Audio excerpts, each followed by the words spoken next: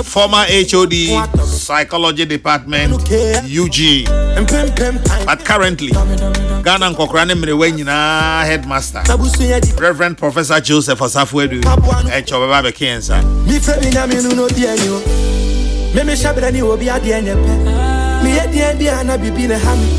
Man fan send me penny pa. You see your time and I'm a real barman. Yamin comedy and come a dead penny when I'm. Life is a lonely journey. You take me and I strive for my family. What yo, I'm a soldier, one man soldier. It's your soldier. What yo, I'm a soldier, one man soldier. It's your soldier. Mama mi reso money pay. Mama brana na mi so mi mami pay. Mi di mi kado mami na mami di pay. Abrana bombe na mi so mi body pay. Anglo Gold Ashanti Ghana confirms that on the evening of 18 January 2025, an incident occurred in the fenced operational area in the northern parts of the company's Obuasi concession. A large group of armed, illegal miners attempted to forcibly gain unauthorized access to the mine infrastructure. Authorities mobilized to defend against this attack and to ensure the safety and security of employees and those in the immediate surroundings. The authorities have confirmed that 7 illegal miners tragically lost their lives in this incident, and that a number of illegal miners and a member of the public security forces were injured. The situation at the mine is currently calm, and the company is working closely with authorities. A primary concern is the safety and health of all employees and those in the community who have been directly impacted by this incident.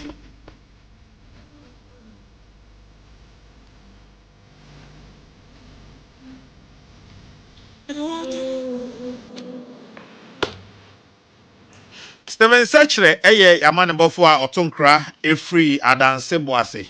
Saja Bobro. Sami Agade. Avishapa. Apen komati mbapani. Na where there? Radu kuswe na Yametiase. Na Steven, Bayamani, then they see we can do our Obuase. Oh, Nana Bedansi. And some of the Akoye Bebre na Echimuswa Hotwa na Eba Bonting. Na me pasa me kan senia afanu mienu no obia beka na asem de ahye na Ghana fo mu tie Peace FM almost so e de akwa adwintwi mu yenia no asrafo a omo bo agoda sante ho ban no dom betu ye nim ne se anano me me da ye twam ye anajo be se du ba ko ade ye betim ho no ana illegal miners a omo dodo be se atusia 60 omo ebobowura angola santi security fence no na omo wura adwuma ni mu baby e so me se kodo na ne o se ka se kodo e o man se adwuma mu obo ase a na eye baby a ehom ana gold no papa no e ho na ho enti omo tire se omo wura omu no wo hwe bota on ba ya na se se omo pa se omo fa ho no kwa asase na omo ko wia gold. Enti military petrol team say omudu no omo yese omo kwan emo nko ebi se omo hu se illegal miners omo kuta local manufacturing pump machine guns afi omo kuta gas cylinders omo kuta knives omo kuta heavy duty industrial bolt cutters ade ya omo dim twetwa na de akesi e kuta omo and omo kuta aso ene ensekan.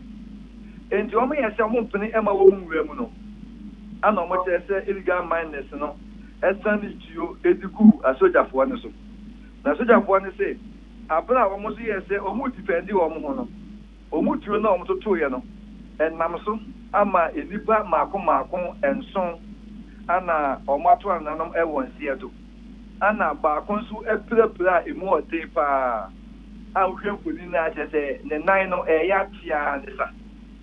Enti soldiers inchire mu a omo de baaye eno no enti enam so ama mensumit binya akwanya ama illegal miners na omo ko ho no mo de o mo tia si o mu wuye no me ne bi edi nkomo de o mo so kan ne say eye no kre say o mo ko Angola Asante ko to ho no mo na mpa ankomo ko akope sika kokko ewo na o mu twa akanta na o mu wura ho no ana o mu say soldiers niensa ejina ho enti o mu ke soldiers na o mu say o mu ye o mu nyanu bi a o mu ye dagatifo enti o mu ya ase o mu no mo ka dagati kasa na o ma se o mu se nkomo o mu kwan no mu mfa ho ewura asase na se no mu ko be good eno na mu so mu di nkomo na ana o mu se soldiers na ye call ba no mu ni baby o me call na call na na ya o mu si be kwansi ana soldiers bebre e de kai bai digam se po an se tema o mu se soldiers no aye bebre no omo shachi bu kotudwe airport mo cho se anka mo yo mo hwe na omo si emu no mu se soldiers no asani tuo e di egu omo so na ya aha na asem ne wo die atimamfo ni buza ne se so nsem me ni aba abontin eye soldiers no ana di kansa ni tuo ku gamsefu ane so ana se gamsefu ane so mo ka se soldiers na sani tuo ku omo so se na tie ba na ya se ni etie bia no enipa enson ade omawu ewo eno na galamsefu ana nopa eba no omo so ye se yeku omo nkofo de a ene omo so bai basabasa e okuru mo enti omo chance anopa no na na wodo ani se boase bonu bi se amangwase na bi a traffic light ne wona eji buses ndienu a na adwuma efu mu no galamsefu akoshi buses yenu na wa amangwase wono mo na na ya arotem ne se almost passes no amanfo bi anom so wo ejara keka wo mo so mu ne man so atumi ase eno anso wa gamsefo isa ko tutuga anu se boase blo no ba ko eno so ekoshi passes bi o ho no mo a je se passes best 9 there ya twen Angola Asante no gamsefo na shi ni nyina we ne nam so akoma ehu eni suo abeto ade si omo oboase so na ya anu akwesi enipa na ose nkomo kwa asore no dudo na ntumi anko ani asi ame no kese omo akwesi ada najo omo kwa adwuma omo Angola Asante no se o betumi abefie ku ayeden ebise se omo hia na wo sha tawe bi na se wo kan ya twen Angola Asante a ya de se galamsefu ipa ho nchew anopa ya me kese Ghana Education Service Edward Shaba se oboase from basic schools ekopim secondary schools ma obi en go school enenetena enti en oboase ya school bia go school both private and government schools no bia go school eno aso wa Angola Asante adwuma yefo a omobu enipa be se pimu no ene wo nyina tifie esim obi an kwa adwuma ebise sie hye wa bonta wa man sie adwuma kedim de ebetimi ato wo Angola Asante omu school e wo oboase no eno kwa de ya close school no ebise na galamsefu na plan se akomu ko school akwa ye basa na no na aban de krata aba abonten a yedin kan Ghana man panyin ede yakọ abema adisi o mafiri mu no ana wasade o hye ato Angola Asante adwuma no so say obia wabida enam basa na asi e wo mines ene emabuni hunti no Steven mpacho me bo ansa na obeka aban krata no mu asem no eno mpokwa no pekwa ye say team me pese me bisa say woni galamsefu no e kasa no na omo ko mines mu wo say omo apɛ gold agu ho no omo nkofa anasa ho no omo ko omo nim say ye obi dia enti omo de sa dade no etwa no kata no twa dade no awura mine mu na omo si de na ha omo yo na me da say eno de omo nim ho de wo abeko obi aje ye kro no na okobo enti omo de eno de ono nim say eye kro no na omo kobo na woni omo kasa omo so attribute e de ma eye campaign promises ahodo a ya ekoso no na wati buasi e se tu say ye beto aba both MPP ni NDC obia de Angola Asante mines adwuma na campaign enti omo say 2024 campaign amanfo ka ti omo say omo mboa omo amanfo ben omo say amanfo ben omo bo yewa Samuel Abuajidi no ye parliamentary candidate Emma NDC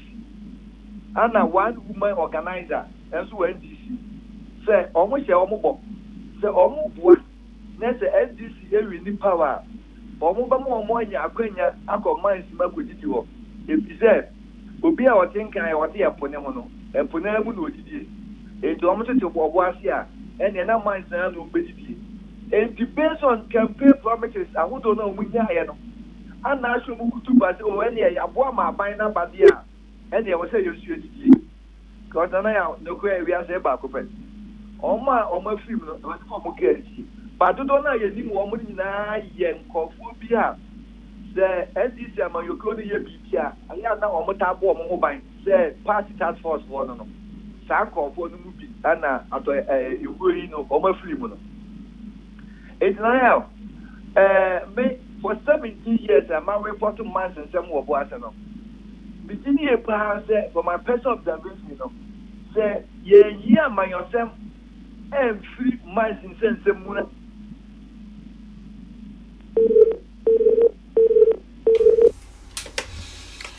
enu aseven seshere ewo boase ono na yenno edi sa enkomoyi ena na homan atum anope enya ne tiese maburu mi so wo ba bia ni se mines na wo ho no mo so eye mfuturo dodo to mo so kwa akọbọ ura mines ho astop mo so nya adwuma na mo ye no mo ye mfuturo dodo anso ahoma no tomu a yebekọ ho na yakọ akodi enkomo Kokrokoo dwumadie ni 0244844488 0244844488 eho eno adwenkyere no asem bisa nyina obetumi ede afa na yatoa enkomo twetwe no eso na nanka pese yenu astemen sekire ewie oboase amane no owie a nanka yahwe but enkomo a yebedi anopai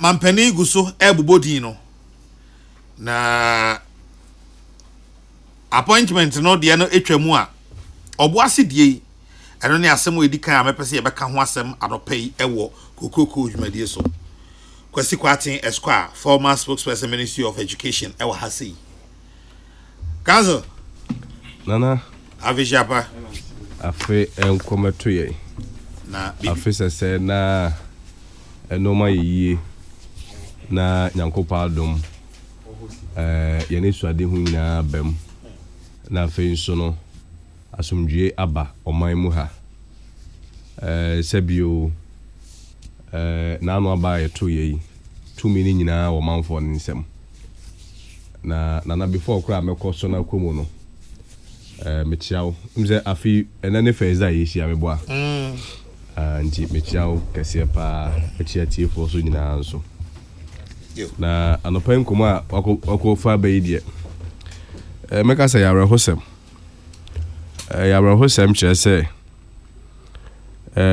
na anu use yeto aba to etu ye sebie bro omanfo ne call polls no mukoyi leadership but the kamia ko say wo hwe de ebo ba nyina fiti die to aba be si ne ya enya de ehim kran na so before be komo kra no ebuo kwa so ne ahobra se kwa so emse mema abusua wono ade hye free mu nyina yakọ mate se bi so paper emse the reporter by nra no ewo oboase ne kire se enipa 7 na wono mo ahwere mo nkwa other reports so a yetete social media no ne ade ne wonu enua no oboasefo ne bi kasa so a the numbers could be more than that nana sebio nipa nkwa de ete said the nkra na at no point ana ewo se ejumadi aye di asomanfo no yehwere nipa ba akokra ye de ekra enkwa enya sema sebio efata enya sema eya semde se ya sorry na we fa phone social media na videos e call around nyina bia abrowa ye de ba kire wo na be hu se odehia na se wa oba na wona na oda for me na mema oboasefo ya akọ na abusua ahwere ono ma dehia ya akọ nyina menka oboase nkwa because na nim se eba sa mine ho sensem ya titru ya nanya kuofo no nkwa na eyo obohebi ebi free konongo ebi free me ya mekuro masante achem do me abra ebi free crime o reporter meet you so no mo so omo papa na ni mo so omo kuro mu dagati ni meboa and says if you are to go by that ebi su free a same ton ayede aba so it's a national crisis eya dia hadwen pa me share abusua ni nyina den na eya dia sebio irrespective of bia wugina bia unhia so be yakwasi kwati ansa na condemn violence there abribia no it has no place ewo ye democratic discourse anasa memu a yebu ene yasetremu na ye ka no ye condemn we so say ye condemn na ochine maybe nsi biodia na ehun be hia so pa so say we have to situate it within a broader context ne che say na ya sema ye ka nyina ye ntimi nyi amanyosem nya de emfiri ho na meka kosi se na no yeto aba ewo Ghana man mu ha abato eto ye no omanfo kwakira omadwen na adwenkyere no enua no ndisifo edi nkunim ema omanfo kire MPP fo sebio nkotwen kakra se wo mu hwe a campaign promises oman kaza mo ntwenka ko se munim yo nti munkofie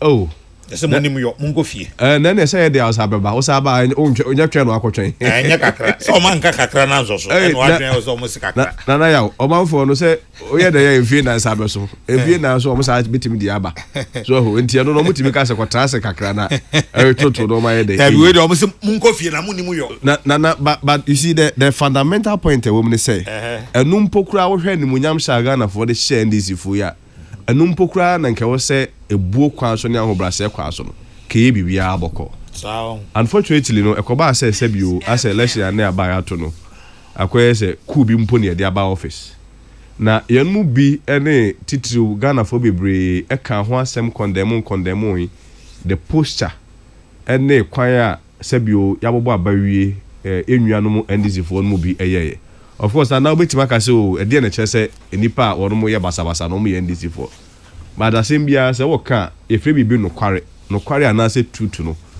ye wo measurement kese a ye de measure the truth in any claim or statement ba ko kese pa e bibi a broni be friend the logical consistency enye possible say ya to abawie na MPP for say dey see tuti aya wa wo ka say ya say ye ntanche no na ya say nya hoden say sebio ye ko Ghana gas akopamo wo kese wo da bi anase ye ko divela akopamo wo kese wo but eba ye no na enyina ye hwe mu bi condemn but dem say nipa amfa ne serious wono mo ehase no so wo kaya na no ho senior high school nwane ho asema yeke so wo hwa videos ana ekọ viral on social media enuanom NDC for call northern region titu some of the schools eko buani with the hope say wono mo ekosese nwane ampa so mutimi se bi eno enipa kan emu bi kan ye say MPP fontina sabio ye kan ho asem ama we didn't condemn yesre ya seka Ira Mahama one NDC mpanifo aka wono mo condemn sa actway eno obi abu na nigu so afeyati ya se ukọ New Jabin South Municipal Assembly ho eno so wono mo akoye basabasa ho ebi kro ho mu twaja to mu ni media de nyina eno enipa ekan but obia amfa na so anya de enti nana ya ebi nso no wohwe nanu ya tema wo refinery enipa ekọ ho mamu ayi kọ ho na you see the point is say sebio enye ku na wo ye yo aba ne ato ama wo ato ama wo no ewo se wo ye oman no ho nhyehyeye na if say also create opportunities ma oman for create there's no problem with that why buy na aba power but taxi koya free ho Kokrokoo board ho nso koya basabasa ho enipa no mu bi kan media for no mu bi kan but obia anya de anka ho asem yen shede hu any firm condemnation be free president and I say NDC ekuo no ebai but the point is say one mo nkrofo an na ye basabasa yi Ministry of Energy one mo kọ ho wo hwa ni abawo wasi abonten say free ho na one mo maye adwuma because mo aban na aba power enu na me suro say wan hwe kura wo chena wo doctor ni a na ya bepa mo wasi nchen na ye ko pam obi wo Ministry of Energy so mo betima hwe nkane a ho nsem na ochena yakoto ni akopa mo so mo betima hwe energy ho nsem na de eche ni akọ DVL ni akopa mo obia nka ho asem ochena otewa na eduru kwale bi say nurses wo ho nyina infree ho na party for aba no mayo madwuma nipa kai we Eastern regional offices and near the government agencies National Service Secretariat TVET no mo National Lottery Authority no mo near de nyina tax yi ko some ho stadium kopamo workers e wo ho nyina enyina obi anka ho asem na one mo so obeka no quickly we tag you say we ndi MPP ni abato amoto ye mo lusu ntina sebi wo kasa 90 ye to about ewie ni elusu a ne ye se o mo japade a yedi hu to me say ana say yeni hu adwenkyere bia say kasa de ye koso yi emwa na say beboa ye kai no bia anka ye nhede nya party pani bia o take any firm stand and firm position say ade a ya to abawie ekoso yi enye eno ana ahye nipai ekutupa sebio enra se nene 2 days meboa ya anti asem da ama de ekoso nyina aba enti ye de I mean, once again, we'll still call on then this is administration. Titru Ibrahim Muhammad administration. Oh yeah, they are yempo and on the president. Mahus were calling for investigation. But said yes, nim wo ye memu hano. True maybe sa party for one some Canada. Ma send you video bi. One more party constituency level no. Say so one more trouble we are. Say party for no echo mines no mo kwaje or mo concession because some there enti ye run a campaign anchored on some of these things actually no akoye problem ayede abreye but nanaya one of the bigger problems so me pese me ka ho asem wa fidie so enso ye the way gradually or minor yeko in terms of how we have weaponized the media and the incite enipa no bi e basa normal way ho sebio metie meto aba nana ya woto aba menua pani chama je no obi ato aba abato a wonto no nche se sebio uni party a wo join obia or party a based on certain dynamics and persuasions no otimika se afu area mekoto ha na asema mekoto ha na eba se u media wo adwumadi a u die ana media person adwumadi a u die no a wo de be educate wo de be inform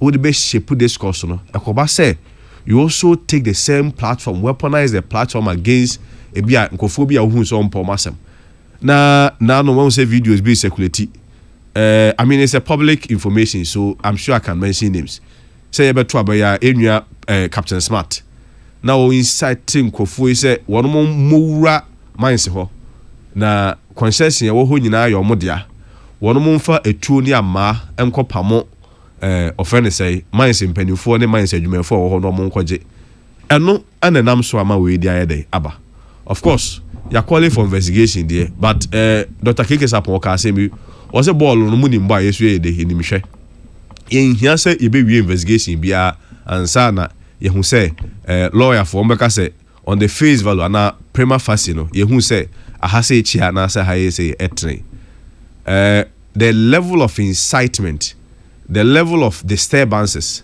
level of attacks are na ekoso ana yenmu bi ka say no abato no wawini sebi onye ku na mpo no ku kura eye ku kura na and when military take over military regime kura na before military be make any directive bia say the say can be bia na say ye bibia usually it's come by decrees one mo be issue decree say ahase ye we but this time around no in a fourth republic you were 21st century we are seeing na kokoo mani no you say you win aba until we can cause disturbance but nana me this you know one bigger issue I also address and say beyond where you stand in the political discourse we can apportion blames I say nyanyo you see the bigger future for you nyina say I was here build these systems and institutions that say obi a brantie obi a mabunu obi a babawa obi a besriwa obenya hope in his own country I was here build these systems and institutions that any kwan say Ghana ni bia brantie anasa babawa pe so ye adwuma onya binye the air hadwen kwan na say omaya utima sebio I was all train after 8 years so party beba power and no party ba power there is no known guarantee say sebio bru obenya adwuma kra ye dey aye amount say ye dey akwa no and if you have systems and institutions in a country and give hope to the ordinary citizen, the young person or timu, mabunu babawa or timu, na just say ya to abawie and sana wɔde ani eden wɔde ntɔkwa wahyakotade wakopamu ECG for mpanimfo wakopamu tɔ for mpanimfo wakɔsɛ DVL wakɔsi police station ansana wɔnya adwuma ya ɛhadwen. Unfortunately and sadly for yɛn nyinaa nso no the hadwen kɛseɛ paa ne sɛ ɛbɛsɛ ya na police fo suro na no ayɛ to abai the moment I who say on the 7th ko 80 pe I who say NPP ya lose election enwanum NDC for and every no you could see the posture and the attitude of the police changes because unfortunately with it divide whether NPP or whether NDC you are weakening the police system over the years and the say ya to about pen than pe who say police for one more aswitch the other side. And that is a current problem that we are having because I do move bokoko. A idea na security, a idea no bit is captain's mind. And I use your platform to call on the IGP. Say one more friend. And yes, she cram po say you ye friend out to no. At least it will give hope to any say sebi or my muhanu obi idea entina emra enedi. You can incite people just like that. Use the media platform and incite them for young share young say. And there are reports of 7 deaths. Over other platforms, people are even speculating said there could be about 27 deaths because I mean communication it has to be managed. Now nipakura ono is known video circulating say ono inciting Kokrokoo and Kokrokoo mewu. I no and ye be any hero. Why? Because our campaigning ma a political party and that political party is in office. And I maintain at no point. Ana was here share any citizen one my muha na brabo anase bibia de etono ye kaya beto aba galamse amanya very topical enye nyina na ka say galamse we are punishing the MPP because yantimi am fighting galamse as expected by Ghanaians afi then na galamse hu nkomo just 2 weeks into office omanfo timi fetu and even the level of impunity any akokodro on what basis na otimi ka say sojafo ye me kra yanti bi dawo ye nyine no me ya wo me asante achem dom ya braha ya ye nyine ye hu ye soldiers barracks me ho babia kono ho babia na sabi wo ma me edu kokuma se na hu sojani kra na wo yam hyesew wo ya de kra na nya yetimi ka chose mo sojani abechew enti wo kra wo suro soja na fe ye dai ane ma ni patimi epiepie ni pati kwa she ni pa kukudura se sojani wo ho a fa cylinder fatuo kwazi pacho mame just a minute na me ni san komo kitua we mra me wi na yato aso pacho kwabna jewu amankwa ye MD Accra branch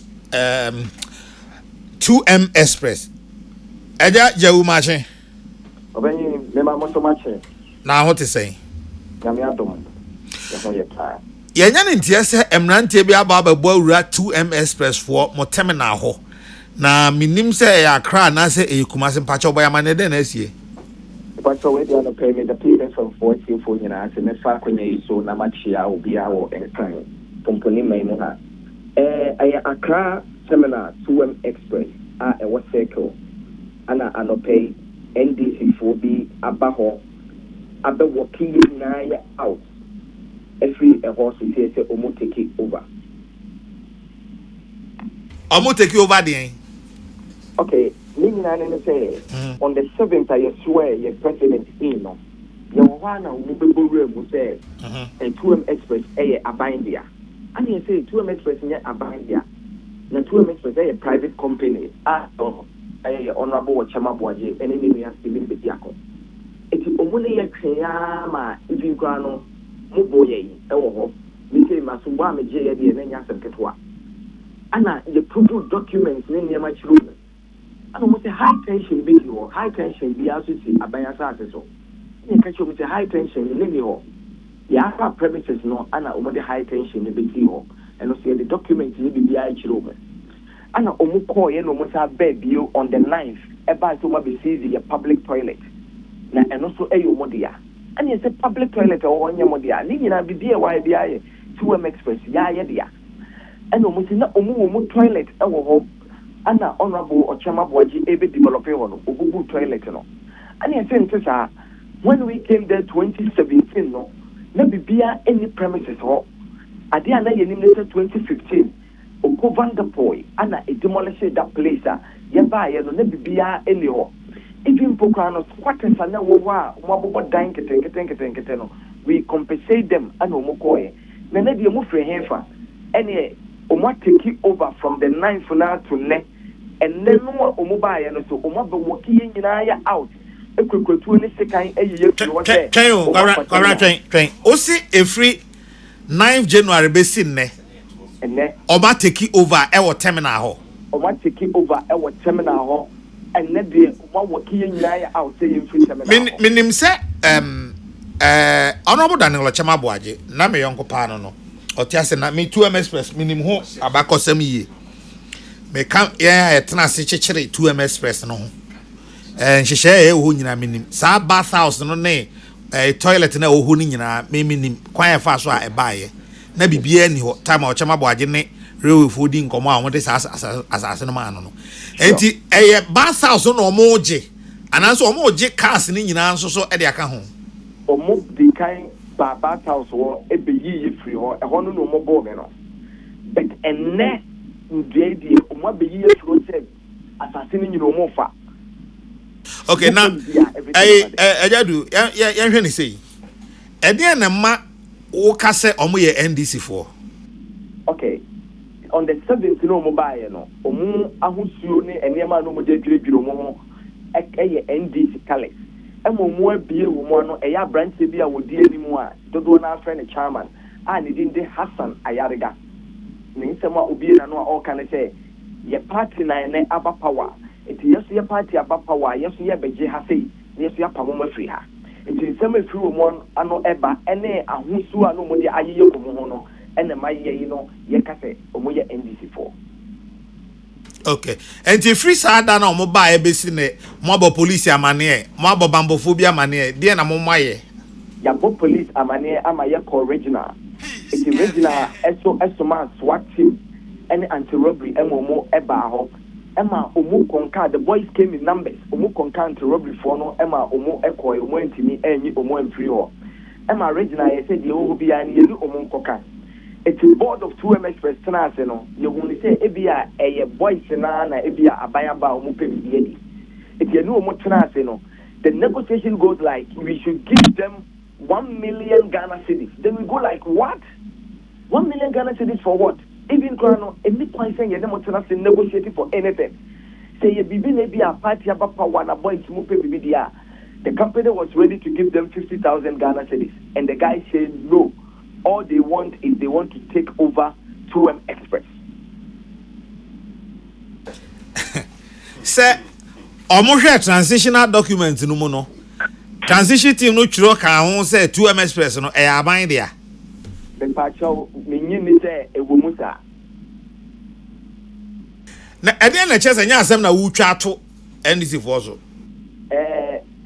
Ya me pacho wadaroma. Me ntwan from fan to NDC for so even po sabi se me ka say no abrante na ye friend on Hassan Ayadiga no wono fiboko a ye say ono so wo fane Hassan Ayadiga wo boko ne den na sama all kan ne say ye party boys even po assembly member owo kole kote a ne dia minimi ye noble e ba ho ni o mbe kasa say we mu di o ye boys na ye ni o mu be kasa amom firi ho omumpu na ma ye hu se boys ne de ye kom na de wo mu ntiem bi kakra mo a ye timi ma ye no mo tira ase anki ye 50,000 Ghana cedis e de ma emante no a emante ne ntia se kwan bi aso enti omo terminal house esi esi omo terminal be bia me kra me se omo se me de tabi me be se won rabo o chama boaje nti kra do mo nya me omdokume ama me be dwane free ho omo doso omo ajo so omo mu di kan ba ye na ye 9 boys ebi mo so be kan ho be 15 na me free hokra na the amenti ase ne say o se every 7th na 9th and omo take over it is omo take over ho a unya kwan wo he na wo san akọ ho a afi wasa adwane omo take over ewo terminal ho nyina e ma mpanyimfo no mbe kasa ye no omo so omo afa toilet no enti emaye ya adwen say ene ye de be court mpo na ye sa ni omo so akasa na ya hwenti the terminal was working cars need to customers but enebia you know ana omo aba ho be working customers ni nyina out apake cars ni nyina si ho a omo yi yeso staff ni nyina free ho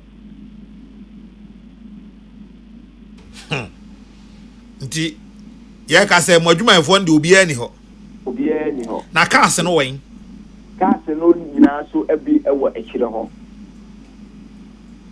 Nti cars no wo yard mu ho. Me pa chai. What's my police amane? Me pa chai abo police amane. Da ben. Anope me friend headquarters. Ema ye ni police back wa oye chief inspector danso eso akasa. Osoma police for mo ba ho police for ne ba ye no omu enfi o mo police for ne so esa ko back. Mo as a company monkoye official complaint. Monko police station. O de monkoye official complaint. Emma Ghana Police Services say mo adwuma amoye sei na atomo na ye hwedi besie. Pacho wadaroma na we dey assemble kakaka as Ghana my ebekote ya I think say emwa sebi ye num bi ne ye wofa ne ye busiamo yetime tutu kwan kakra na ye mpese ye be tena broli krum na ye developing on na ye dey sika kakra beba be invest ewo ye krum na say beba de I think say enkoye emwa Ghana my eti ye seremo ene Ghana o man penyina oda ye dim say onkoye moa na se bi de amanfo omunhwe na omuntwa so na yemfa Ghana engina pa bia ye nyina ebeboa ye Enya medase nyame nka ho why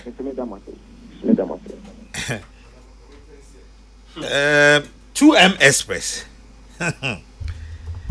Honorable Daniel Ochem Abuaje nyame mfa papa ikra ensie yi me de minim bra Ochem Abuaje abre o 2M Express ho Senam di kaka no minim the genesis of 2M Express enti ebeye me hu beye me nwanwa so obi be ka se 2M Express nyesa aban wo hye mpo mu aban dia already Kanzo mami fancy oh memo what dey see do I say kamia ko say enwan mo ya ma obi oto abom bia nsasi famo because you enjoyed majority in the history of your fourth republic obi enya ebidawo over 1.7 million votes the goodwill at Ghanaians the mawon who say na goodwill bia also goes with certain level of responsibility I also protect this goodwill no you see MPP for abon ye nyaade ye say o man no ye dey ono man for no to abama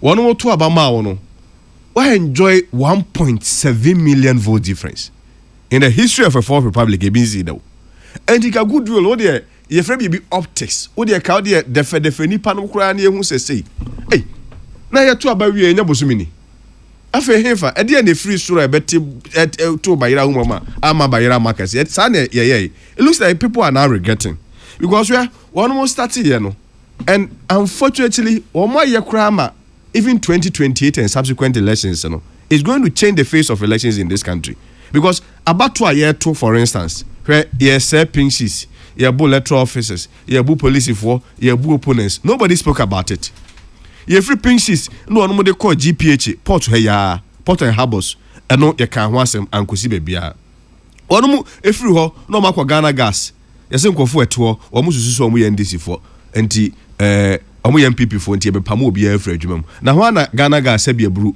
you employ no with party card na Ghana gas is still hono enye time we near te enti workers e ho you cannot define say we MPP and NDC one mu free ho ECG you free ho MMDS ayi sa Magdan chine ye wadan u say e ho so mo ko electrical ho so mo do mo sa ko kekan yo na PMMC for e de one mo car e brebia say mo transport good ni ade airport na yakosizi car ni akwaje good and there say ka mu wi de dwane no na what be that sa na wi good dwane Sunday to we go to Jano. It was PMMC. Sir, Abaya Santi, move to me, we are cotton. Okay. PMMC, somebody, Mona, yet if you have about Macas and Kano, Mona media for you can report the truth.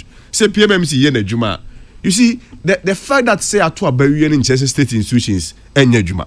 Now, will be we are good or the Begu PMMC came, I drive out airport. I'm a police for them penny for the near quiet check in, near they go through all the protocols. Let's any Pacono. And any mao. And anyway, say PMC for Bichirimo, they've taken responsibility for it. So, and a senior high school sunyani na one more attack any other. But what we are saying is say, me this year no, enough is enough. At least goodwill or manyano.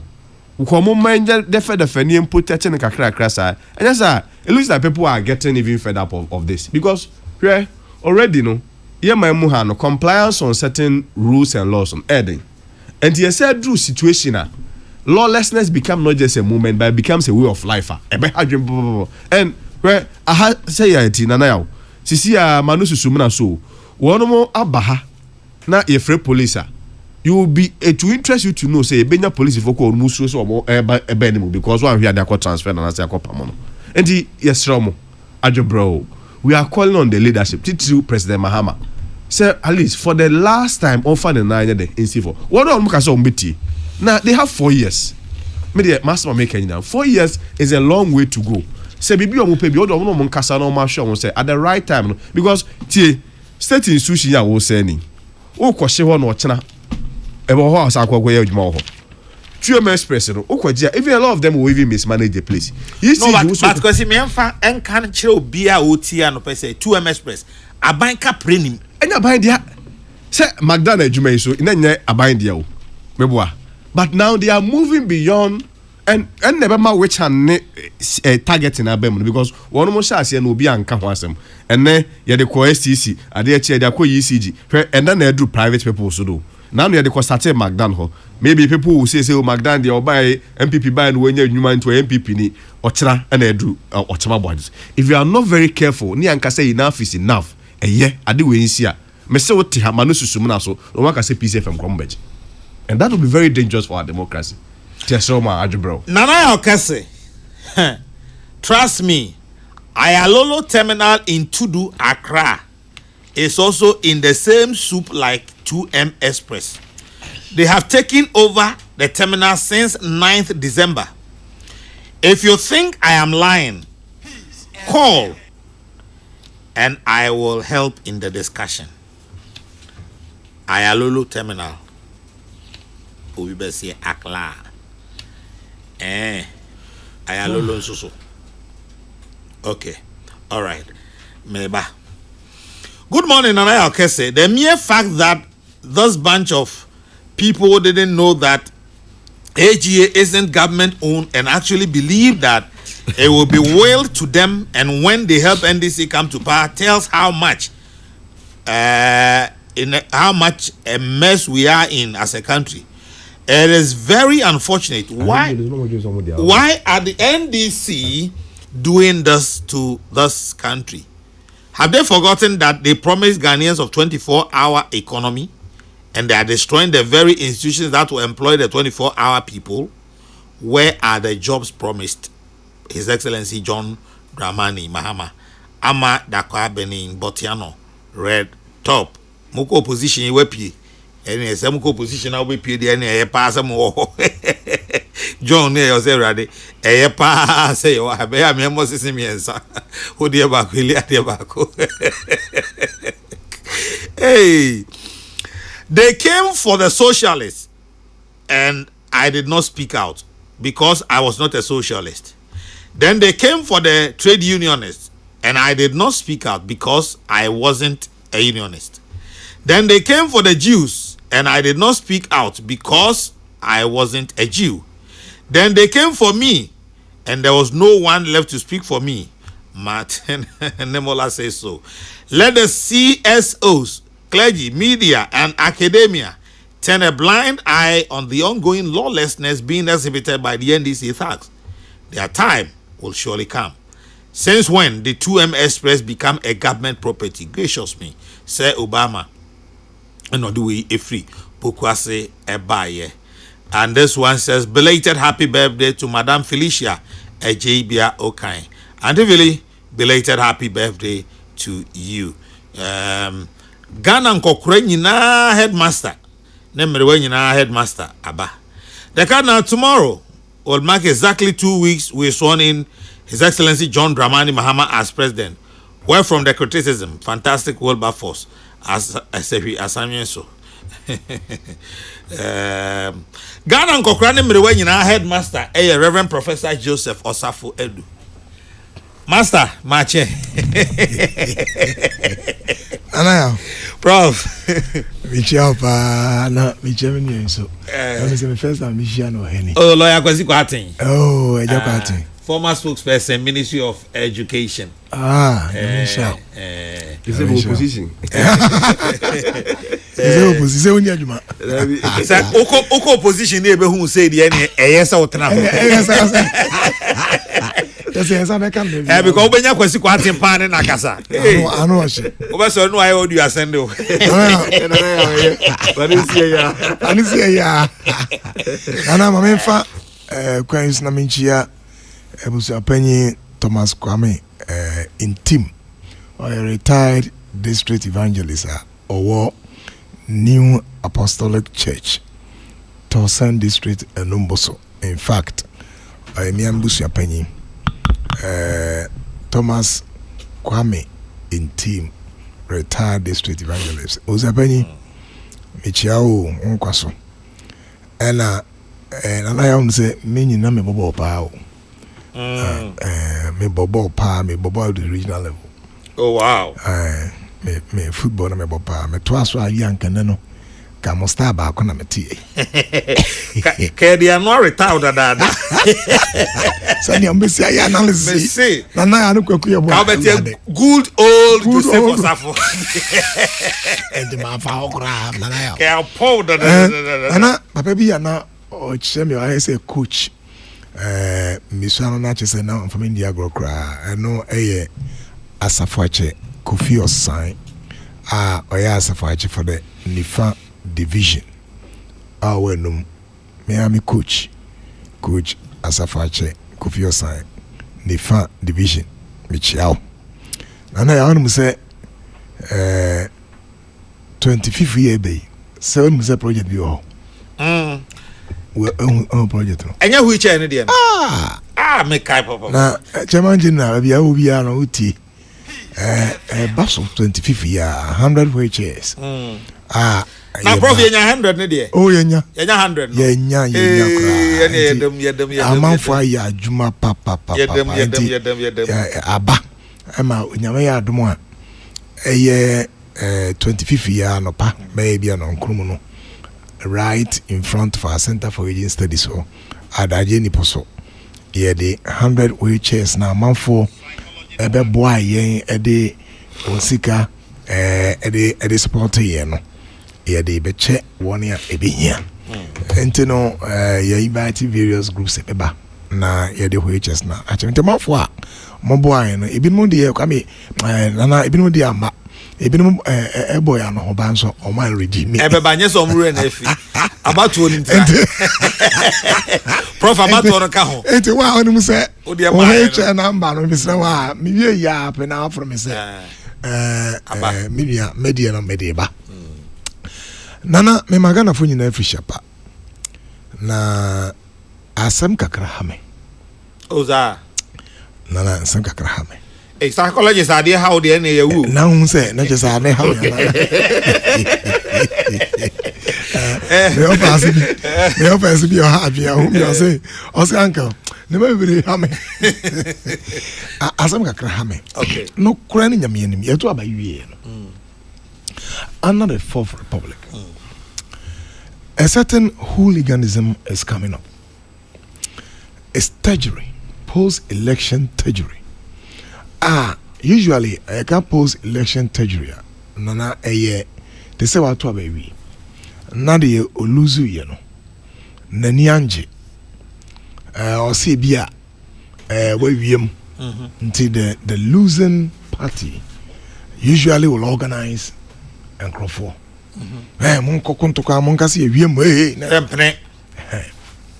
We did not see that in this election.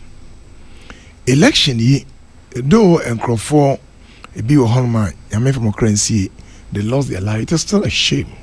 It is a blot on the much touted where you can say, oh, we are a beacon of democracy. In fact, still I'm looking forward to saying Nana, Ibiru baby a better bar and my back crown and touchman. That's where we should be aiming at. Now, I don't necessarily say Obama will be exactly, and that's my contention. Say, I didn't say to Abba. Maybe I'm an or boss Kwame Ekaha. say kwame say yes kochro ade na say the bullet ewura mo o kochro wodi yes kwana kotoba o de kokromoti pe na de ko tim nana baby a o nipa na opese toba man o ko ya say wako ye behavior wako this ebia retrasem bi ana obi so aba wa o kura wonka no kratu na or the trouble. Why should that happen? And now running up to the elections, now me talk on some say. And say you do just say we don't even have to mention say ya to abanu biu. Just say it doesn't make sense. Nana about to ya do. On fa se kan ekodo. About to ya labor and work. And ya by day job.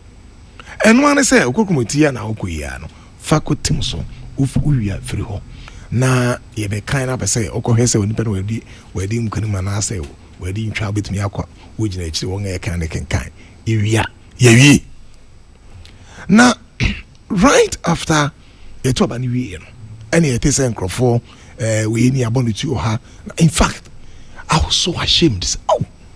Ade is still egusisi ogana say nana de da ni mukra na eso send de na I was worried about na no ye den eno say ya to aba na wi ema de oko position no oko no chese we lose pa na de odano no immediately o show statesmanship ehun se be bi adne kom so wan ya yentem ambe consider ama peace and prevail e bi e be hadwene. Look, I think say Ebia now would have seen something worse. Ebia former vice president, yes sir, maybe you would have seen worse. In fact, the ACHE and Mami who say sad now was actually a redemptive action. Papa. Because I'm surprised. And the Oria because we are considering temporal, but Nana only AC actually say and Yamepa ne kana kuma say oh yes I did. And media namin say ajubro ye hey abato ye toa 4 years ebi amuru so 8 years wodi gali botoma won tana so forever when your dynasty it is a UK dynasty here wate hwa obi into me we a democratic dispensation odi e break akra obi so ebeba enti e beautiful me adwene mo de e ade e fe pa say yenya a smooth transition of power. Look, Ubetumi Haiti, former president to whatever level. Nana, I think that he has pretended over election and ka amfa basabasi yemba. Opa, Ubetumi account wa yadin oko. Wa wabano any chechere ediasio. Enti sa development na ebano sorry, ebinum edemra ashawonsem say me who say this post election tribunal ebano it take a certain nana caliber na narrative in nam town I say our party is in power, we should stop that immediately.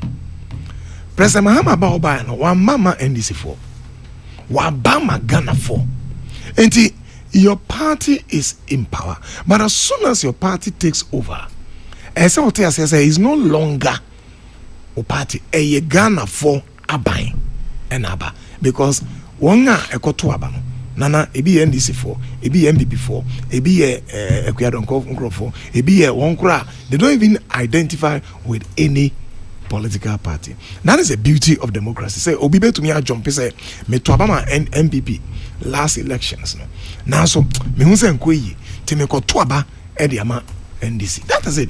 You cannot change the person's thoughts.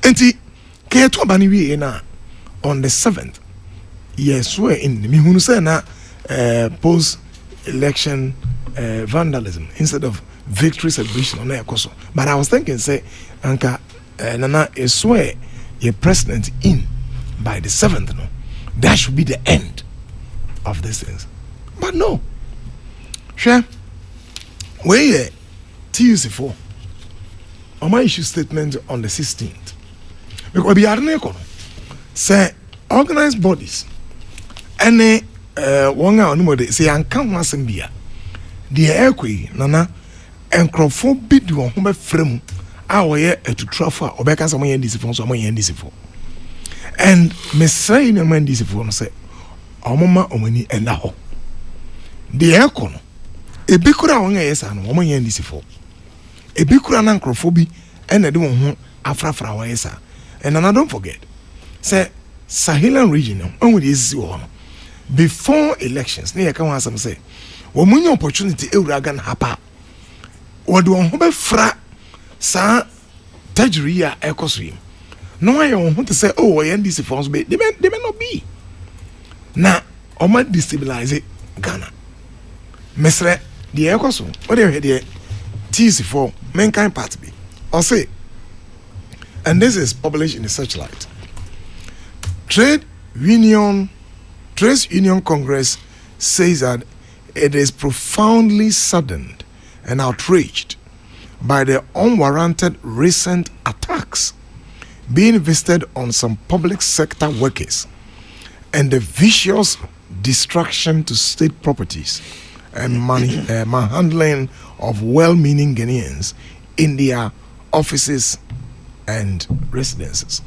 No, I'll go to part B. I'll say these groups were a quotation holding themselves out as supporters of the National Democratic Congress (NDC) have in recent times invaded state institutions and locking up offices. These groups and individuals are moving from one state institution to the other, causing mayhem, sometimes in the full glare of Ghana police personnel who have been assigned to protect state properties. Okay, ko abun so ka say some state institution Ghana for taxes any de rani. And the oko na so ko say no oko hye no. Oko pa mo bi afio. Ebi o mo kwa no ma locking crofashe dem. What is happening? Is it a coup d'etat? I'm so disappointed in what is happening. This is not a coup d'etat. Ya to aba enra Michelle obi a oto no MPP ni mado to aba ma NDC ni ena ye bon ko no say I'm so saddened by what is happening. Enti won ye to aba ma NDC na you na NDC for your well-meaning Ghanaians be no more the other party or fele say we want a change. What is happening? And the AC no, it is not the color of the current president. Yes, I not. Enti me srenwa no one a beno. Say, send your name is Kofan, say, Makwan, near Yeshe Hansa. This is not Banana Republic. Obin for two Enko Jina, Flagstaff, I say, two Abayegu. Yano near 18. And now be framing, I say, is it, are we in democracy?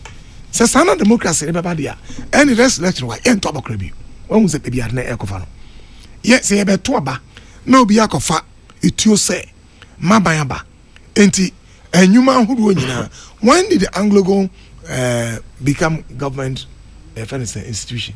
Ya name say Anglo go ya ban ambayade. Ti era na mrante effort no akọ say ya koje. I no so free. Where is this coming from? I'm very concerned about this. Oh, baby ya ekoko no. Na nyina na say eya na ye to abawie and this has happened in both parties over the years. Ye to abawie pa, ya say take over.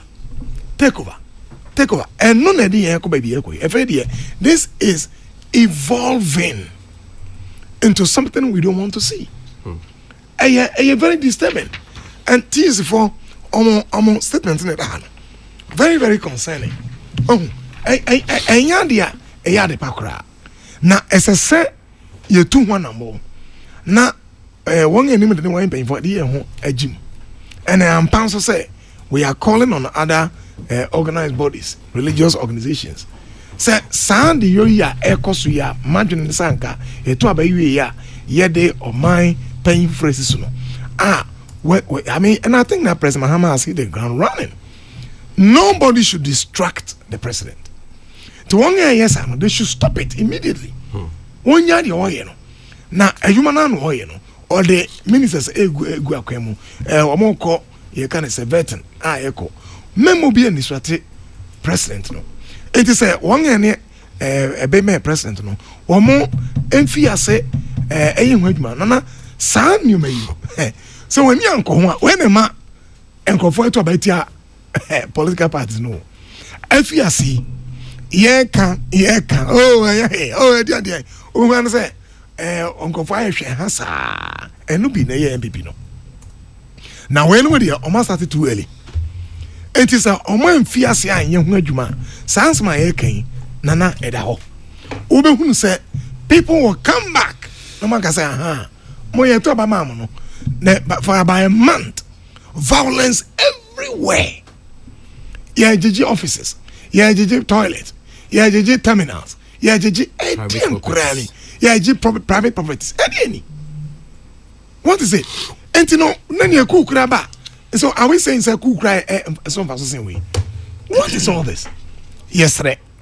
Sandy, you know, as I see ja and ten. Number 2. Any year policy for. Yes, right. Yeah, the Oman penny for fro, a so. Or fear say, oh, yeah, Juma, oh, na pamfo. A police firm for 9 NC firm.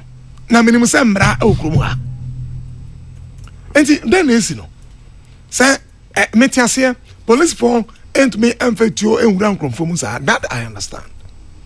Now so yen to me so nka say nana. Ye hwe ha. Ama obi di tuo e de akwa adwuma. Ni ba bia ye adwuma say me yeso menso me free ha. Ma ban na aba. Enti mu nyina mu ko hye ne matom. What is happening? Me makwan.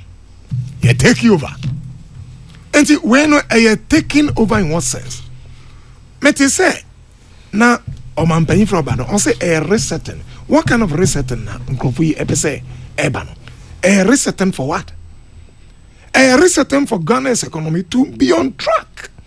A resetting ma yenya emrante yenya adwuma yo. Anana hesa na mete no. A resetting for 24-hour economy.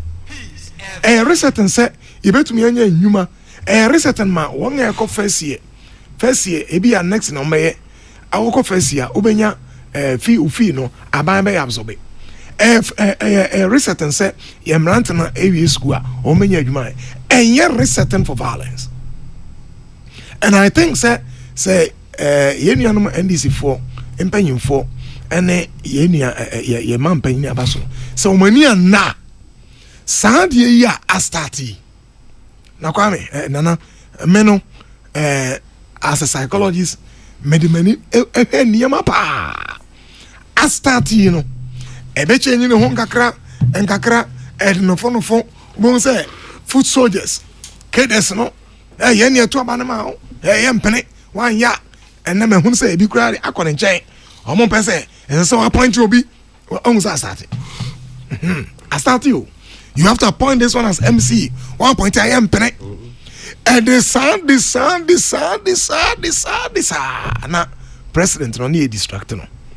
Enti mesre party for. Yansu ye kan ho. And a president eya mo bre. No muntu me ye adwuma eso mo ye no. Ye kan ho pa followers. Party faithfuls. Mesre mo. Mama ni esi wo MPP mu no. Enya disuade ema NDC fo.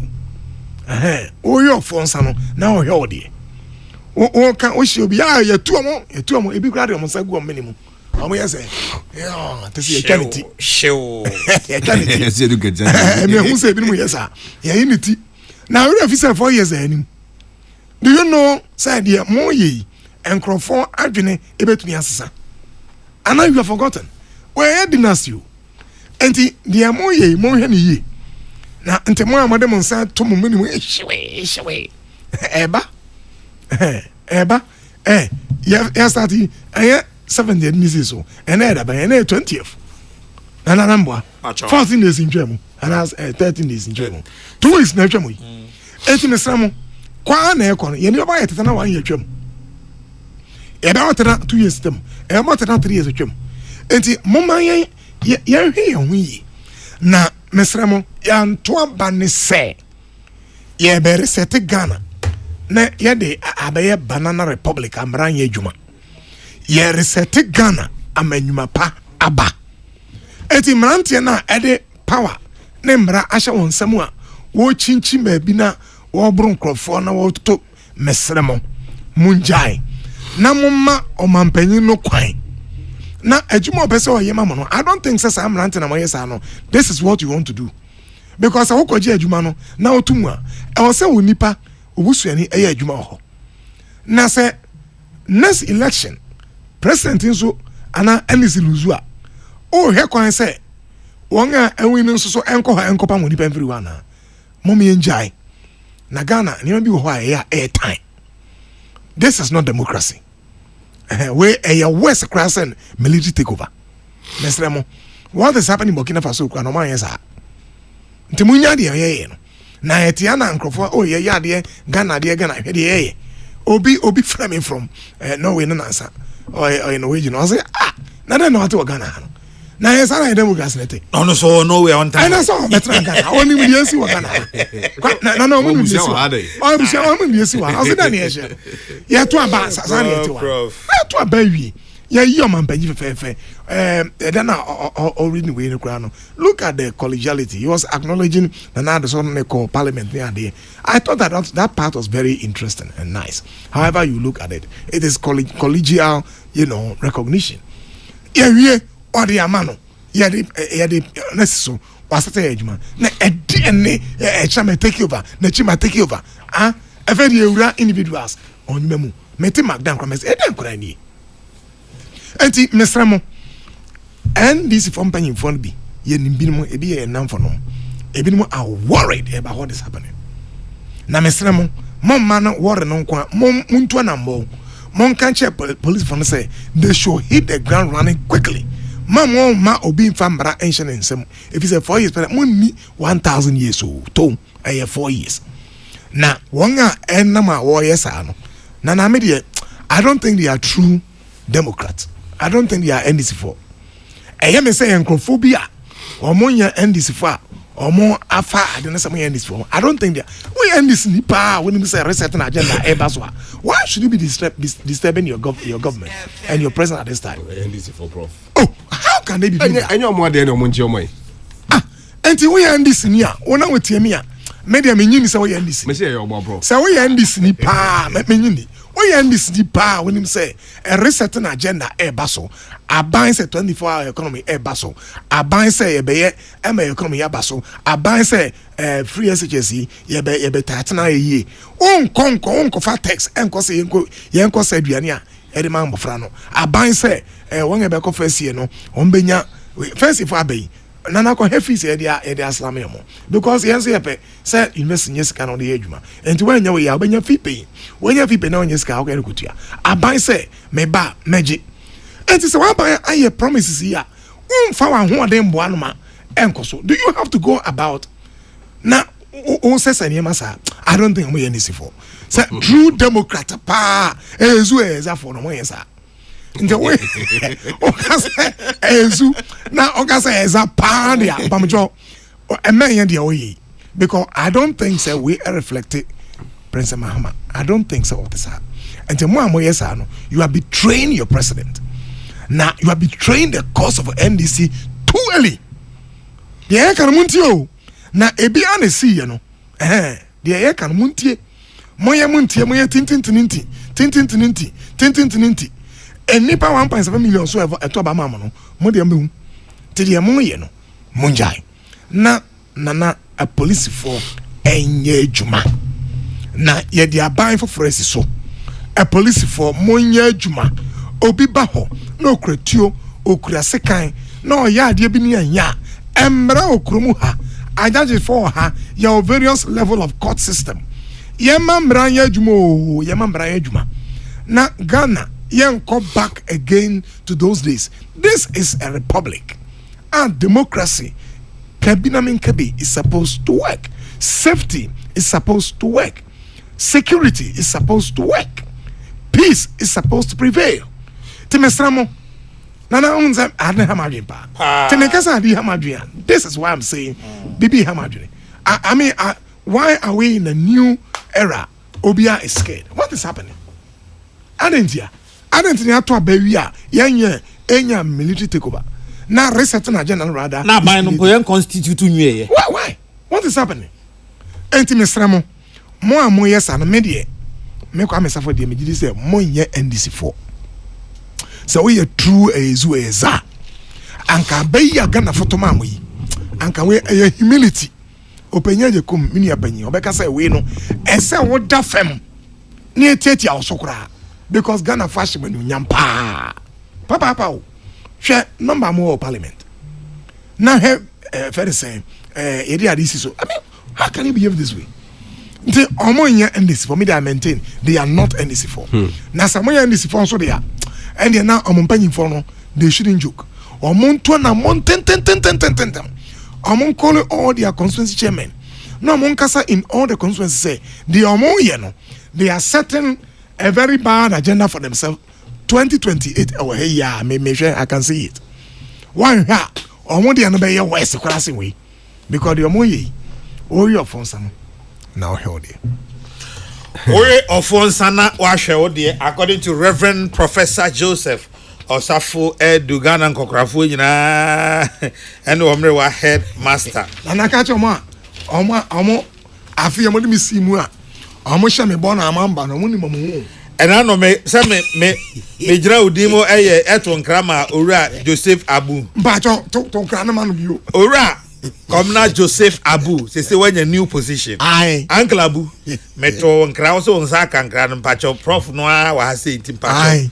Center for Aging Studies. You know unfinished business. Miami a mere fan January cry. And I can't say watching. No. Bakona no cement with. On one Americano. Ah, Debbie. Joseph come now, Abu. Oh, a namesake. Man to one count. 2024. Unga grafana mbrafana se menkancha say. We share your bo. No more show with nim. Betty, baby, ebe twa mu ya. We show my mobetinka. Te we show my. Ya show kakrawai. Ya betinka. Kokrokoo betinka. Trust me, the NDC is going to repeat the mistakes of the MPP. And theirs will even be worse. As usual, the government and the party loyalists will defend all the bad things being perpetuated. Funny enough, these have gotten up so early, and I'm worried. Kwesi Reynolds are gonna order being. Now, this one says, what happened in Obuasi is so barbaric and must be condemned. This same Anglo Gold Company collapsed under the leadership of John Dramani Mahama since 2014. President Nana Dankwa Akufo-Addo, through fiscal incentives and guarantees, supported Anglo Gold Ashanti with a total investment of 1.6 billion project to revive the company in 2019. Today, those who collapsed the company are claiming ownership. Was that the resetting they promised Ghanaians? We are not ready for this type of reset. Master Planner Junior Ewo Kintampo Enodwe Aba. Mad Lion in Hafuhidium. After listening to the late Ochem Abuaje's nephew's concern over the takeover of 2M Express, I have to conclude that it is a politically motivated agenda by some NDC guys and gurus who have intentions, interests, and plans to do transport business. I won't be surprised coming days if a known NDC guru take over this company. Reset indeed. Mad Lion in Ahafuhidium. Mad Lion in Ahafuhidium. No. Mami Abadanfo, please tell Prof that on this score, I disagree with him totally. Mami Abadanfo, okay. Why do you disagree with Prof? And this is the reason. Prof, don't forget that. Okay, no, that is Mami Adwa Rada. And let me say, Mami Abadanfo. Mami Abadanfo rather says, tell Prof that if that is not President Mohammed's nature, he should call his people to order. What is wrong with Mr. George Ekufu Dampare and his police service? They should act immediately. Mami Adwa Rada says, Prof, I disagree with you. President Mahama once said NDC was born out of revolution, so nobody can beat them to that. And that is exactly what they are exhibiting. Mami Adwa and also so do we say Ebaye. Now this one from Maswood in Kumasi Bantama says, one journalist sat on the radio and incited the youth against authority, which led to civil war in Rwanda. Many lives were lost and many, many more went missing. Are we going to sit idle and watch Captain Smart jeopardize our beloved country, Ghana? This is so pain, Mate. Now this one says, please. Which one is that? Which one is the serious matter? Okay. You didn't send a serious matter, but you only asked me to do it for you because it's a serious matter. The Cardinal, I believe that His Excellency John Dramani Mahama return to the presidency will mark a new era of freedom for Ghanaians. Let's support him to deliver his promise. Fantastic Wilberforce Sefi Asanyenso. Good morning, the Cardinal. It is a pattern. The tradition goes on. There be a comparison agenda, sir. If they are so right, why are we here? Kasa no ye too much. Nana dollar. Ewo pukwase. Sometimes I started to think the focus of some Ghanaians is not development. What is the focus of the violence reset in Ghana? President Mahama should realize his violence perpetrators will one day be on him and they will be on his neck. Kekusi, Adreso Besiansi. Okay, Master Wood, Makan Woody, that. The Cardinal, please, okay, Mpachomi, who ye? Cardinal, tell Professor Safo that they are NDC members. President Mahama once said that nobody can challenge them in violence, and I'm sure that is what they are doing. Or they share a jabbing hachu. Good morning, I am sad this morning to hear that NDC boys have taken over my political father, Daniel Ochem Abuaji, aka Boshebe's property at Accra. My name is Lampard Amanfrum Kumasi. Nanaya Okesi, please tell Prof that those people are real NDC supporters. We know them in the constituencies. Questions are underway.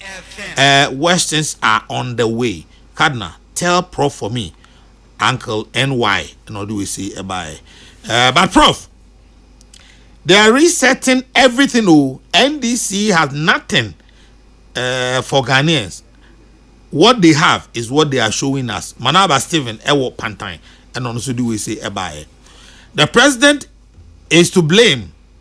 He has been tight-lipped since the mayhem started, and it has gone too far. The NDC supporters thought they could go and take over Anglo Gold in Obuasi, whilst the soldiers watched helplessly, and after the soldiers took the action to them, or the action they deem appropriate, the president is crying for investigation.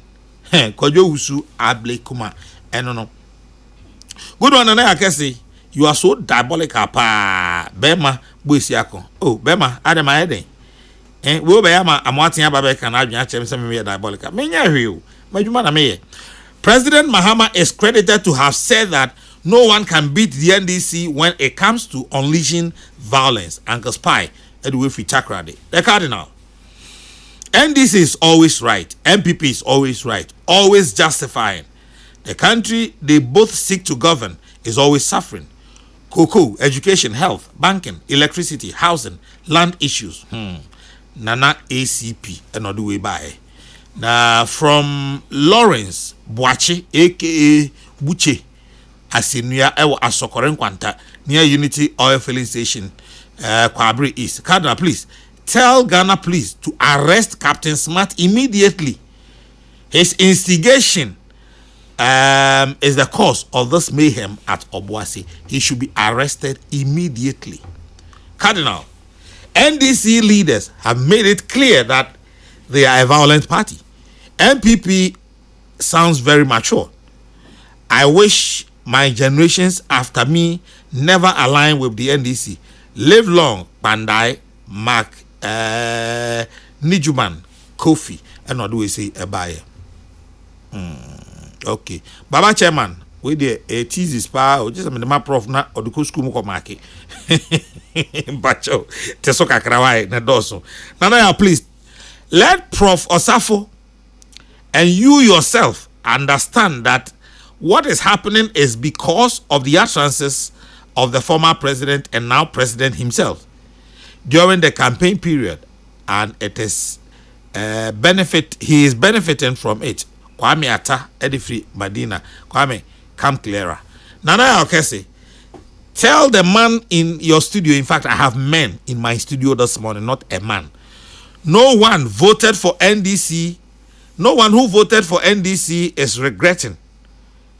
MPP should stay home. Those of us who voted President John Dramani Mahama are very, very happy. Okay, but one for Udian. Good morning, the Cardinal. The impunity, tension, vandalism, and indiscipline in this country is too rampant. Is the IGP and President Mahama not in this country?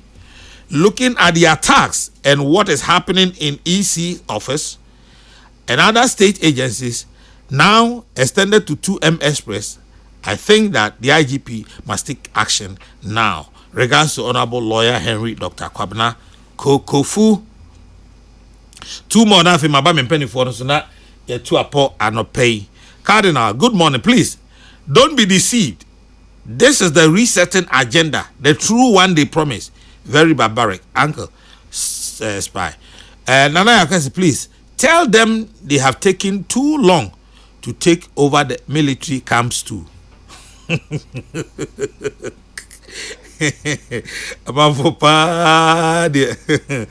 Okay.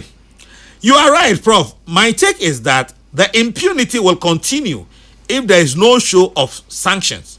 The president will have to address the nation for those who think their government is now in power to chill for due process to take place. Otherwise, when they even have an issue with his appointment, they will take it to his doorstep in a distasteful way.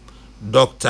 Adokwe, UG, University of Ghana, and now also do we say Ebaye. Musa Abatwa, or say Oduwefi Asawasi. Nanayao, I am not supporting what is happening, even though I agree with Prof.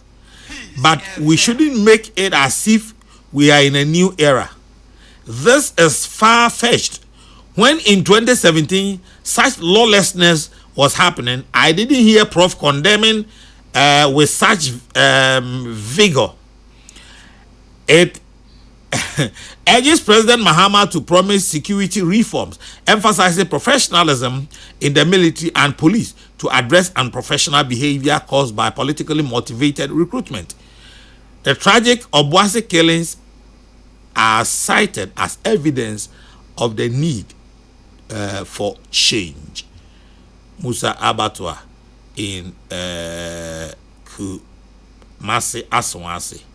Okay. The Obuasi incident was caused by a promise from Abuaji, NDC candidate for Obuasi East.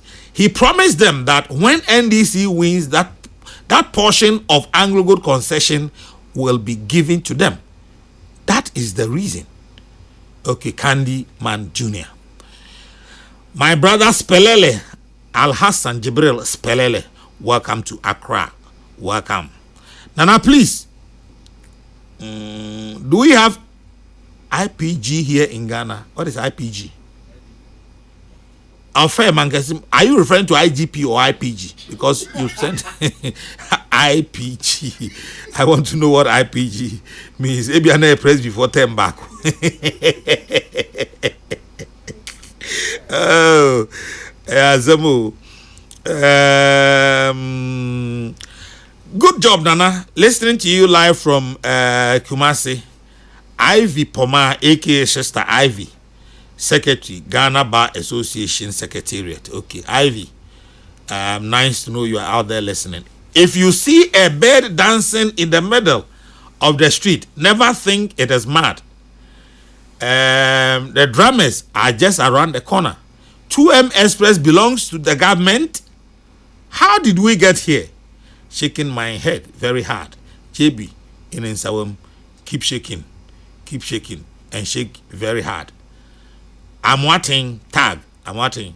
Ubia mawabeso and wabe me say if one man pay. Yami penny him say me diabolic. Yami nim. Okay.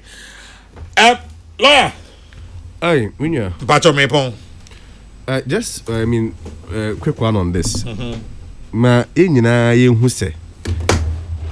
Disturbances in attacks are in your NDC for one more a year on state institutions and individuals and private properties. Let it be established. Say 57th. I had 2 ababesi ne. Minya report to be as a single arrest has even been made. Enti ese ehono kra echre baby a adene ye dey efri ye dey eba. We are sure say ordinary Ghanaian. And a sorry call Ghana Gas. And a sorry call Kokrokoo International Airport. And a one more sorry call AGA.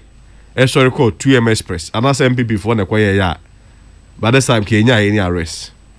Second, so yeah, what happens to the police intelligence unit? Because nana obi ani ho a sebi ebru obe sorry say anopana no ono be fa fon afre from ho say yenko 2M Express ana yenko AGA ana ebi a yenko ECG ana yenko Ghana Gas there be at every point bia no if we be in criminal law if we be preparation one be prepare one be plan it ansa na one mo tu epo bia o mbeso mo yedey anasa na mo bi o mbeso mo yedey etu enti enya possible say police betimaka say from the 7th of December to aba basabasa ya akoso nyina one mo ampeke any intelligence to even be proactive. Then there is no point of the police intelligence unit. No mum close no. We go from 7th to aba basabasa ya akoso nyina besi nne no. Say police for person mo chair say one mo ntimi mpeke intelligence bia edu okra na one mo be proactive a mbetima stop basabasa ya ekosi a. Let's just say hey adia a hadrin.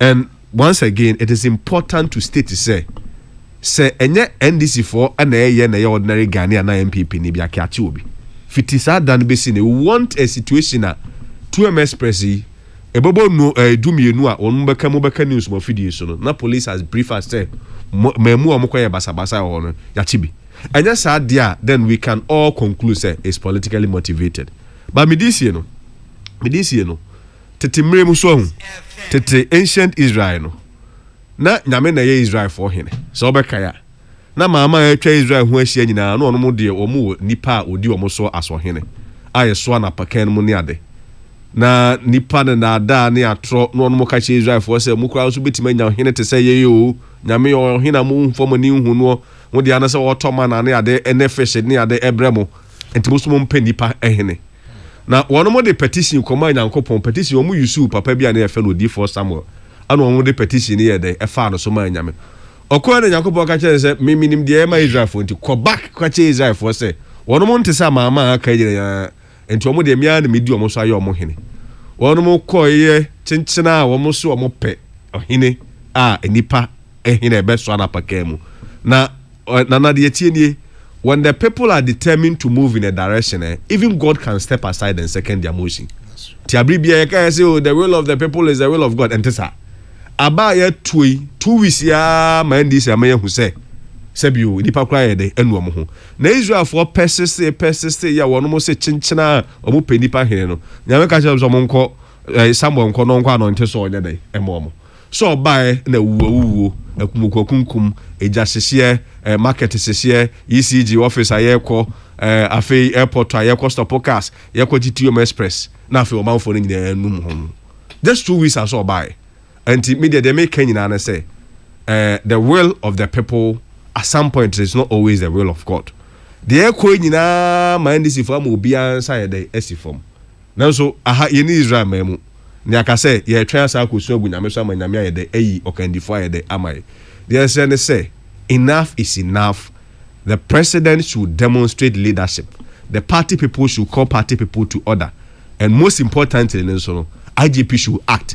IGP timi kan say 57th I to about year basabasa akoso a ebisi nna no wono mo enter he oni bia I'm giving him a lead bulldog mo amafidie so United Showbiz no better time no so inside Kokrokoo Captain Smart na no to onyo no so inside Kokrokoo. At least those are the two leads voluntarily as a citizen of Ghana no anyina so betimi dia boy IGP say those are the people that can even also assist in investigation. But the point is that bebrebe nyina no adwebro ye masum dwemra na ɔman no nyinaa ntimi ntɛm na ɔyɛ nyinaa ntimi nya dɛ ɛnkɔ yɛnim na basabasa yɛ deɛ ɛnya deɛ a sɛbi obi ayɛ dɛ ɛsoso so ɛwɔ ɔman mu ha.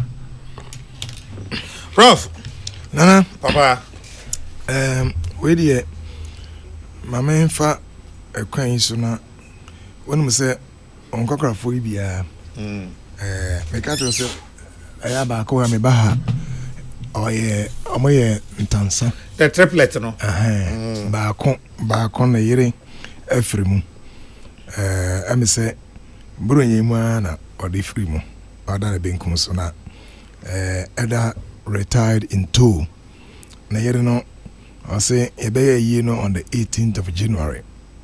18th of January na etwa mu. Sorry, 1 week. 1 week right still etwa mu. 1 week etwa mu. Ɔmo yɛ no banchase na Taifa banchase. Yes. Okay. But yie no bɛba so. Nti yie no ba so a ame sɛ banchase ɛwɔ Taifa Burkina. Nti yie no ba so a ɔmanfo ɛbɛsrɛ na makɔboa makɔkora yi. Nana papa me de me maintain na me de ntia me ka say won ga yesa na omo yen disi for na me gina ho a ade nti na wo gina ho na reset pa na ye be ma anya adwuma na wo yesa omo yen disi for na so mo yen disi for dia ene ese me nua yi kan ese se aban ne mampanyi itu na mo na otwa mfonyini ede kire abaya de botachi no ele boba ni kan say MPP fo anye enoma yese and is for ehunu say they are not immune to it na say sa cancer yi omo ntu ase a omo say me can say sa de esi in both parties omo a it take over power obo say na that take over me can say it is evolving. Baby edu no edu level bi a ano hye level ida no ya hye pa just enkrofo kura kwakwaje company kura nyomode ma ebi kura ahwere mo nkwa na edu na obi nso koso no so ende fenesen police for kwa oje police ni na ayomode okwaje Ghana Armed Forces okwaje airport na ende enti mesre media maintain say NDC for mbanyifo omo yesa na omo yem nkrofo ni bia mama mani na ho na say mo yem nkrofo ni bibia muntu na montem. And don't joke with some of this comment we make here. If you say eboamo say mo didi agro so normal mo be hunu no na de enyen na famase na goodwill na manya no na mo say no na Ghana for to abama mo no na fi obi ansa emu ebu then na MPP4 say about 2 million MPP4 Antwerp.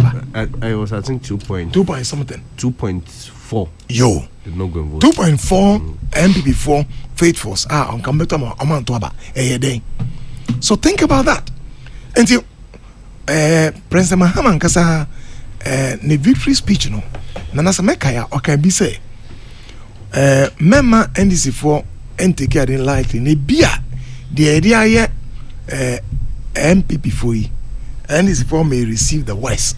Now there was a part of his speech or cancer. Now I think this was a good warning to NDC for say one more and show me and they have foot and a medima NDC for make us say and you more a casa and it's nibia or tell you making yourself or better the make us say I don't believe say a more a casa na make na ya futu emudo na medemo se yomo pa dia omuntu anamo na media megidi se enyomo enti se mo gidi se eye binum pa na e hya ase enso a omo let's effect arrest na obi amfa mra anhye ne nsem everyday twa to no se a police for no so a ebi ye hwe han no.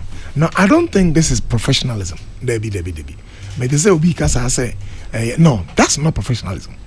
Professionalism on say obi here to trust him. Now woman mra adwuma say we will not allow you say obey to trust him or her mra adwuma. Enti ye becho professionalism ne say what did you about her a police from the fire come for so they are trained, they can disarm you no macho na de wako akogina court adaka no way you wan say we nye banana republic amran ejuma professionalism ne say a police for who say enkrofo abochenku na wotu na mo no who say chenku ambo mutu na mo na ebe ha adwene. That is professionalism. Timesramo the police for no say be here no. I don't see that professionalism. Hwe han no ya adoso. Enti mesre yentu anambo na se hwe han isa na ebinom de won ho frem kwa animu a ebi ana dede animu no enye. Ba mesre President Mahama na pamfo na oyi omo no say they should act immediately. Na sa de to aso baby a anhwa na amboye na miwie na mesre 25 no my ink enko muame say 25 no the project 100 wheelchairs for 1 year oye mpanyimfo a wanyini a womo intime enante no na wo mobility problems no na ebebo mo na ye wheelchairs na nkrofo de bebo an no ya cheche ede am na fees na ye beto project 100 wheelchairs no so to we an dia amba no na ma inkin kom mame ana obi a election inti na ni pass on examine your tea la amompa la kwasi kwati amompa mo de mbra amompa mo de mbra yo prof ya da sia no pay na ma menya message bi ma me fama obi bisa say ada 24 hour economy ye nwa no mo nni gidi e wo mana because e kebrekiti nyuma dia e dey ntina say wo ko 2M express ko obi adwuma abi say message about say me fama on sa ho ona hwana de bae oh say Obama na send ma me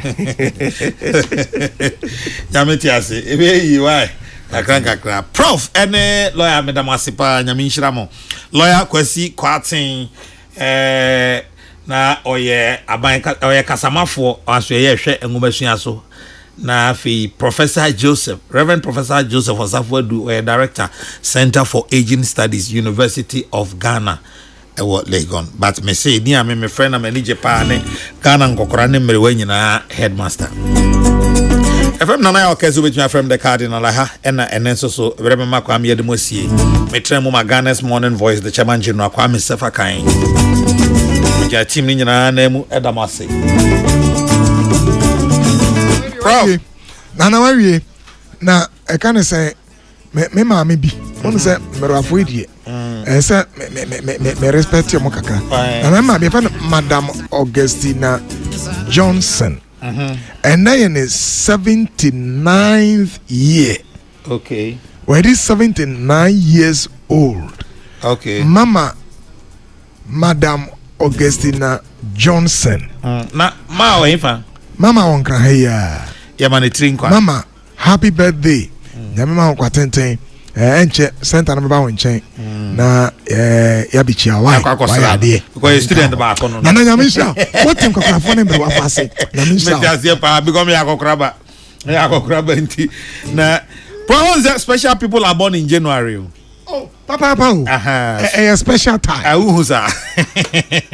You need to be special to be born in January. I was saying, I don't know what I ever saw to us on the Sumida Radio. Some Beja will be if I'm not a case which I'm from the card and I'm a train much a man, you know, Kwame Sefakai. Makramu. All of my friends will be drinking all the beer. Hey.